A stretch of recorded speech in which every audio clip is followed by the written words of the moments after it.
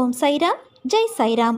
என் அன்பின் பிரியமே, நான் உன் வீட்டு வாசலில் நீ என்னை உள்ளே அழைப்பாய் என்று எவ்வளவு நேரமாக கால் கடுக்க காத்திருக்கிறேன் தெரியுமா? என் கால் கடுக்கிறது. உன் வீட்டு வாசலிலே நான் அமர்ந்து விட்டேன். ஆனால் நீ என்னை கண்டும் காணாமல் போகின்றாய். என்னை உள்ளே அழைக்க மனமில்லையா உனக்கு? நான் உன் சாய் தேவா, உனக்கு நல்லது செய்யத்தான் உன் வீடு தேடி வந்திருக்கின்றேன். என்னை தயவு செய்து உள்ளே அழைத்துப்போ. வாழ்க்கை என்பது ஒரு பட்டம் போல. அதன் நூல் உன் கையில் இருப்பதால் தான் அது நகர்கிறது என்பது நினைப்பது எவ்வளவோ தவறோ, அதை போலத்தான் உன் வாழ்க்கையில் நடக்கும் சில விஷயங்கள் எல்லாம் கஷ்டங்களும் முடிவடையும் காலம் என ஒன்று வரும். வாழ்க்கையில் நீ பயணிக்கும் ஒவ்வொரு நாளும் ஒவ்வொரு பக்கங்கள். அவற்றுள் சிரிப்பு, கண்ணீர், சந்தோஷம், கோபம், கஷ்டம், வெற்றி, தோல்வி, ஆசை, நல்லது கெட்டது என எல்லாம் நிறைந்துதான் இருக்கும். அந்த பக்கங்களில் நீ மட்டும் இடம்பெற மாட்டாய். எல்லா உறவுகளும் கதாபாத்திரங்களும் அதில் இடம்பெறும். அவர்களால் உனக்கு கிடைத்த அன்பு, கிடைக்காத அன்பு, நிலையில்லாத அன்பு, உண்மையான அன்பு என பல பரிமாணங்கள் இடம்பெற்றிருக்கும். அவை உணர்த்தும் புரிதல் ஒரு அன்பு விலகும்போது ஏற்படும் வலி, ஒரு அன்பு கிடைக்கும்போது ஏற்படும் சந்தோஷம் என பல வர்ணங்கள் கொண்டது. இவற்றையெல்லாம் அனுபவிக்க நீ விரும்பவில்லை என்றாலோ அல்லது அனுபவிக்க விரும்புகிறேன் என்று சொன்னாலோ இவை ஒன்றும் உன் கையில் இல்லை. யார் யார் உன் வாழ்க்கையில் அமைய வேண்டும் என தீர்மானிப்பது நான். இதற்கும் எவற்றுக்கும் நீ காரணமில்லை. புரிகிறதா? உறவுகள் என்றால் சண்டைகளும் மனக்கசப்பு வருவதும் இயல்புதான். ஆனால் அதற்காக என் வாழ்க்கையை நான் தனியாக வாழப்போகிறேன் என்று சொன்னால் அது அர்த்தமற்றது. முதலில் கூறியபடி உன் வாழ்க்கையில் என்ன நடந்தாலும் அதற்கு என் சம்மதம் வேண்டும். அதனால் தனித்து வாழப்போகிறேன் என்று புலம்பாதே. கைகளை சேர்த்து வைத்து அடித்தால்தான் கைத்தட்டலின் ஓசை கேட்கும். அதனால் நீ தனித்து செயல்படு. ஆனால் தனித்து வாழ்வதற்கு யோசிக்காதே. நீ என் பரிபூரண அருளும் ஆசீர்வாதமும் அன்பும் பெற்ற உன்னதமான பக்தி கொண்ட என் பிள்ளை நீ. அவசர முடிவுகளை தவிர்த்து பகவான் மீது நம்பிக்கை வைத்து அவரின் கட்டளைக்காக காத்திருப்பவர்களுக்கு கண்டிப்பாக ஏதோ ஒரு மனித உயிரின் மூலமாக உதவி செய்வார் என்பது நிச்சயம். சிலர் தங்களுக்கு அசாதாரணமான திறமையும் எந்த ஒரு கடினமான பணியையும் நிறைவேற்றும் இணையற்ற சக்தியும் இருப்பதாக கருதுகின்றனர். இந்த ஆணவ மனப்பான்மையால் அவர்கள் செய்யும் எந்த பணியும் எதிர்பார்த்த பலனை தராது. தன்னம்பிக்கை நல்லதுதான், ஆனால் எல்லை மீறினால் அது ஆபத்தானது. மனித ஆற்றலின் சக்தியின் வரம்புக்கு அப்பால் தெய்வீக சக்தி உள்ளது என்ற உண்மையை பார்க்க வேண்டும். நம்மை குருடாக்கும் அகங்காரத்துடன் இணைந்த அகந்தை மனிதனின் வீழ்ச்சிக்கு பெருமையே முதன்மை காரணம் அகந்தையாகும். ஒரு குறிப்பிட்ட பிரச்சனையை எதிர்கொள்ளும் போது சிலர் அதை சமாளிக்கும் திறன் கொண்டவர்கள் என்று கருதுகின்றனர். பிரச்சனையின் தன்மையை புரிந்து கொள்ளாமல் அவசர முடிவுகளை எடுத்து பரிதாபமாக தோல்வியடைந்து நஷ்டத்தை சந்திக்கின்றனர்.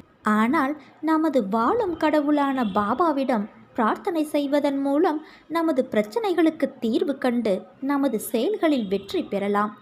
பாபாவின் அருளையும் வெற்றியையும் அவசரத்தில் பெற முடியாது என்பதை நாம் உணர்ந்து கொள்ள வேண்டும். பாபாவிடமிருந்து நமது பிரச்சனைகளுக்கு சரியான தீர்வு கிடைக்க நாம் நம்பிக்கையுடன் எதிர்பார்ப்புடன் காத்திருக்க வேண்டும். இனி வாழ்நாளெல்லாம் மகிழ்ச்சியாக வாழ்வாய். இன்னும் கஷ்டங்கள் தீர்ந்த பாடு இல்லையே என்று கவலைப்படாதே. ஒவ்வொன்றாக நான் சரி செய்து கொண்டிருக்கின்றேன். விரைவில் நன்மைகளை நான் நடத்தி கொடுப்பேன். நம்பிக்கையும் பொறுமையும் எப்போதும் உன்னிடம் இருக்க வேண்டும் என் தங்கமே. உனக்கு நான் உன் வாழ்வில் கடினமான சூழ்நிலையை தருவதாக நீ உணர்கின்றாய். அதற்கு காரணம் நான் உன்னை பக்குவப்படுத்துவதற்காகவே, உன்னில் உன்னையே செதுக்கி மனதை வலிமை பெற செய்வதற்காகவும் தான் செய்கின்றேன். தன்னம்பிக்கை மனதைரியத்தோடு முட்டி மோதி முன்னுக்கு வா. வாழ்நாள் முழுவதும் நான் உன்னோடு இருப்பேன். உன்னுடைய பிரார்த்தனையாலும் பொறுமையாலும் நீ எல்லாவற்றையுமே மாற்றலாம். அதற்கான சக்தி உனக்கு உள்ளது. நான் அதை உனக்கு ஏற்கனவே கொடுத்திருக்கின்றேன். நீ நம்பிக்கையோடு இருக்க வேண்டும். என்னை மனதில் நினைத்துக்கொள். எல்லாமே உனக்கு சரியான நேரத்தில் உன்னிடம் வந்து சேரும். அதை நீயே உணர்வாய். அவசரப்படாதே குழந்தையே. நீ நினைத்த நாளில் சில நிகழ்வுகள் நடக்க வேண்டும் என்கின்றாய். அது நடந்தால் என்ன பாதிப்புகள் வரும் என்பதை அறிந்தவன் நான். அதனால்தான் அவை நடக்க வேண்டிய காலத்தில் சிறிய சிறிய மாற்றங்களை செய்துள்ளேன். உனக்கு எந்த நேரத்தில் நடந்தால் உனக்கு நல்லதே நடக்குமோ அந்த நேரத்தில் நிச்சயம் நடக்கும். ஆனால் நீ நினைத்தது நடக்காமல் ஒரு நாளும் போகாது. உன் கஷ்ட காலங்களில் எதை நினைத்து நீ மனதை சாந்தப்படுத்திக் கொள்வாய்? இறைவன் எதையாவது ஒன்றை உன்னிடம் இருந்து எடுத்துக்கொண்டால் அதைவிட சிறந்த ஒன்றை கொடுத்தே தீருவான் என்பதை காலம் நிச்சயம் உனக்கு காட்டித்தரும். நம்பிக்கையோடு காத்திரு. யாராவது ஒருவரிடம் உள்ளதொன்றை பார்த்து பொறாமைப்படாதே. ஒருவேளை அவருக்கு அது அருள் என்று நினைத்திருப்பாய். ஆனால் அதுவே அவருக்கு பெரும் சோதனையாக இருக்கும். யாரையும் பழி வாங்க வேண்டும் என்ற எண்ணத்தோடு இருக்காதே. அது உன் நிம்மதியை தொலைக்க வைக்கும். காலம் அதன் கருமத்தை கச்சிதமாக செய்யும் வரை நீ பார்த்து கொண்டிரு. வாழ்வில் எதை இழந்தாலும் அதற்கு பதிலீடாக எதையாவது பெறுவாய். ஆனால் இறைவனின் மீதான நம்பிக்கையை நீ இழந்தாயானால் அதை ஈடு செய்ய உன்னால் எதையும் தேட முடியாது. எல்லா சூழ்நிலையும் ஒரு நாள் கண்டிப்பாக மாறும். ஓஹோ என்று வாழ்ந்து ஒன்றுமில்லாமல் போனவர்களும் உண்டு. ஒன்றுமில்லாமல் வாழ்ந்து ஓஹோ என்று போனவர்களும் உண்டு. மற்றவர்களிடம் இருப்பதை எவை உன்னிடம் இல்லை என்று சிந்திப்பதை விட மற்றவர்களிடம் இல்லாதது எவை உன்னிடம் உள்ளது என்று தேடிப்பார். அப்போது உன் வாழ்க்கையை நீ புரிந்து கொள்வாய். என் பக்தனின் வாழ்வில் நடக்கும் எந்த ஒரு செயலும் என் அனுமதியின்றி நடக்காது. அவனது வாழ்வில் எது நடந்தாலும் அது அவனது நன்மைக்காக மட்டுமே நான் நடத்துகிறேன் என்பதை முழுமையாக நம்புவான். அவன் வாழ்வில் அனுபவிக்கும் ஒவ்வொரு சுகமும் என் ஆசீர்வாதத்தால் அளிக்கப்பட்டது. உனக்கு உரியதை தருவதற்கு நான் காத்திருக்கும் பொழுது எதையெதையோ தேடிக்கொண்டு இருக்காதே. நீ என்னை பார்த்த இந்த நொடி முதல் உன் கவலை, கஷ்டம், வறுமை, பிணி இவை அனைத்தும் உன்னை விட்டு விலகிவிடும். சிலருக்கு உன்னை பிடிக்கவில்லை, சிலர் உன் வார்த்தையை மதிக்கவில்லை. எங்கு சென்றாலும் அவமானம் ஏற்படுகிறது என்றால் முதலில் நீ தெரிந்து கொள் அதீத நல்லவனாய் இருக்கிறாய் என்று. உன் அன்பான மனதிற்கு ஒரு குறையும் வராது உன்னோடு நான் இருக்கும் வரை. காலம் ஒரே மாதிரியாக இருக்கும் என்று கருதாதே. தங்க சிம்மாசனங்களும் கண் மறைவாகிவிடும். அதிகாரங்கள் மறைந்து போகும்.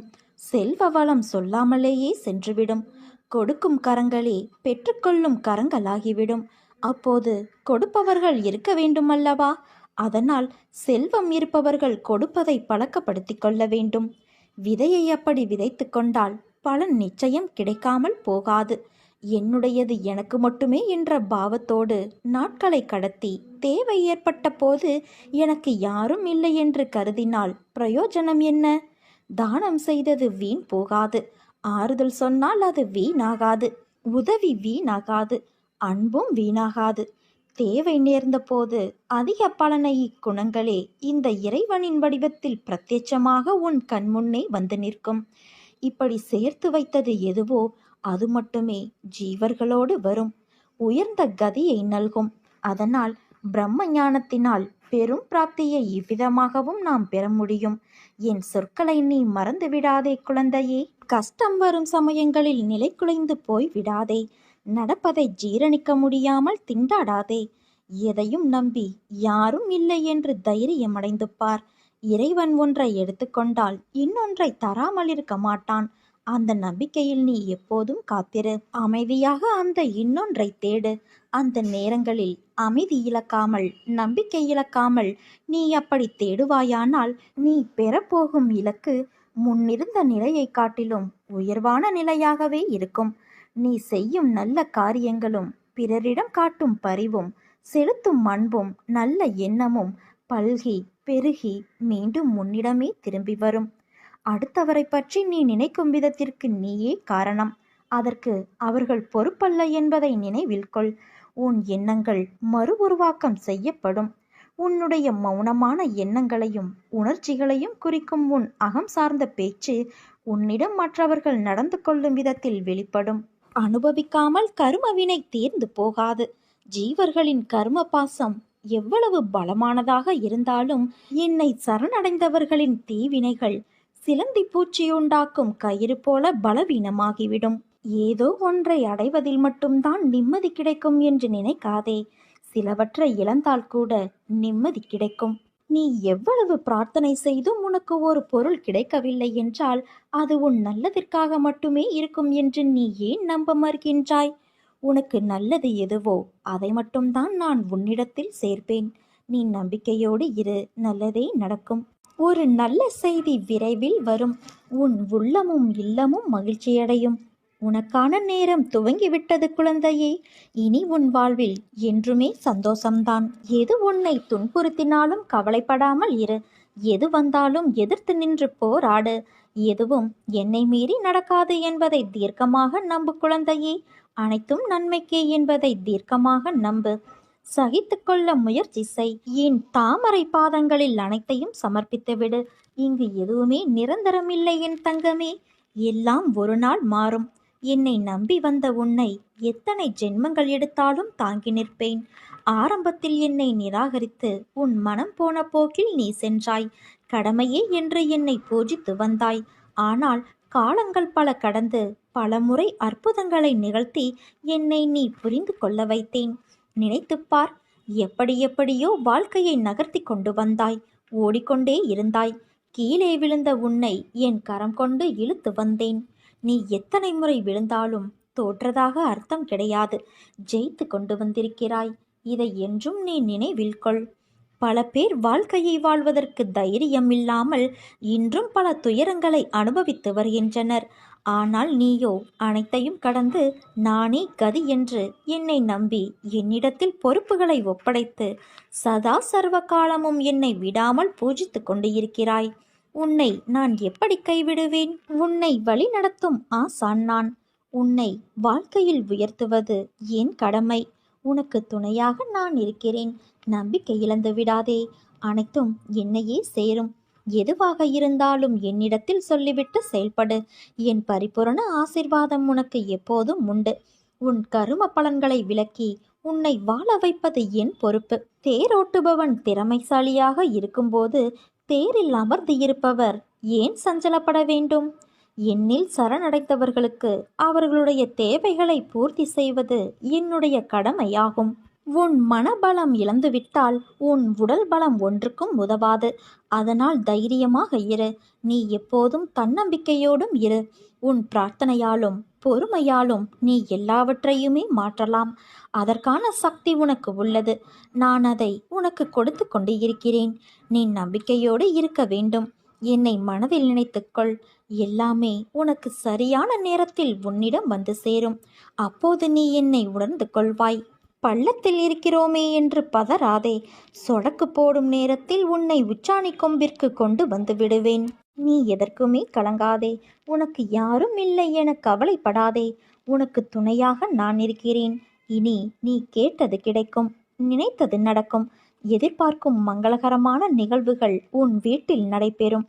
எந்த மனது நல்லது நினைக்கிறதோ அந்த மனதிற்கு நல்லதே நடக்கும்.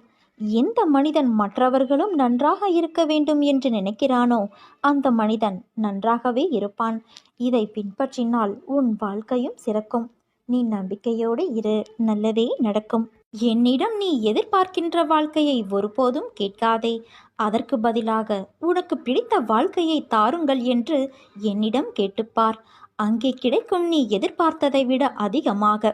சந்தோஷம், நிம்மதியும் நிறைந்த வாழ்வு உனக்கு கிடைக்கும். முதலில் நீ பொறாமையை வென்றுவிடு. நீ வெறுப்பு வைத்துள்ள மனிதர்கள் வளம் பெற்றால் உனக்கு என்ன நஷ்டம் ஏற்பட்டு விட்டது? ஆனால் நீயோ இந்த விதத்தில் சிந்திப்பது கிடையாது. கேடு செய்த அவர்களுக்கு மட்டும் நல்லதாகவே நடக்கிறது என்று ஏன் பொறாமை கொள்கிறாய்? அவனுடைய கர்ம பலன்களால் அது அவனுக்கு கிட்டியது. அவர்களைப் போன்றே பதவி, அதிகாரம், பணம், செல்வாக்கு எல்லாம் உனக்கு கிடைக்க வேண்டும் என்று எண்ணுவதால் உன்னை தேடி வரும் நல்லதை நீ தவற விடுகின்றாய். ஒன்றை புரிந்துகொள் குழந்தையே. உலகில் எல்லோரும் ஒரே வாழ்க்கையை வாழ முடியாது. அவரவருடைய கர்ம வினைகளின்படி அது மாறுபடும். அதே சமயம் உனக்கான நல்லதை யாராலும் தடுக்க முடியாது. இவ்வுலகில் நிறைய பேர் உன்னை விட மிகவும் துயரங்களை அனுபவித்து வருகின்றனர். இருப்பதை வைத்து நீ மகிழ்ச்சி கொள். உனக்கு நலம் கிட்டும். நாமும் பாக்கியசாலிகள்.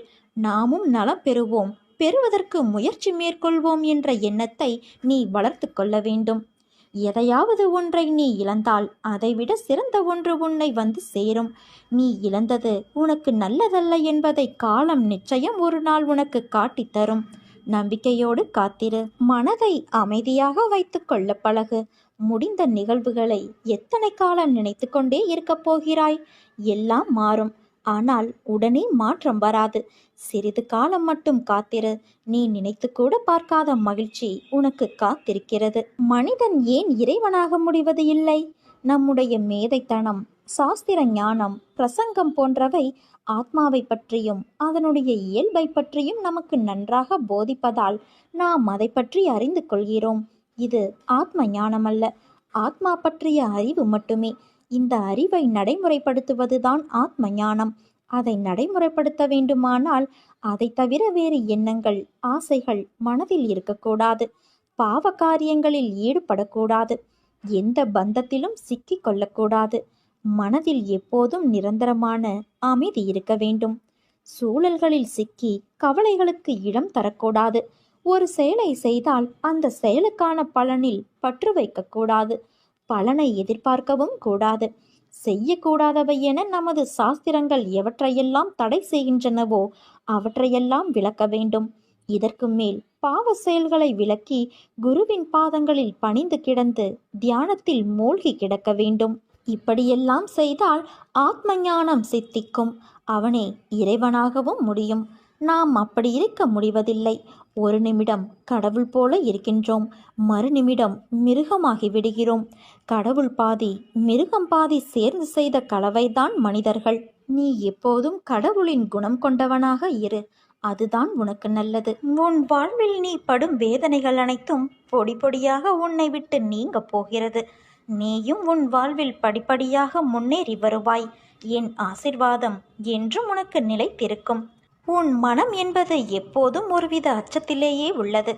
என்ன நடக்குமோ ஏது நடக்குமோ என்று எப்போதும் சிந்தித்து கொண்டு இருக்கிறது. என் பார்வையில் நீ இருக்கும்போது எல்லாமே நல்லதாகவே நடக்கும். இனி நடக்கப் போகும் சில நிகழ்வுகள் அச்சத்தை போக்கும், உன் கவலையை தீர்க்கும். அதிகப்படியாக சிந்தித்து எதையும் குழம்ப வேண்டாம். உன்னோடு உனக்கு துணையாக நான் இருக்கிறேன் என் செல்வமே.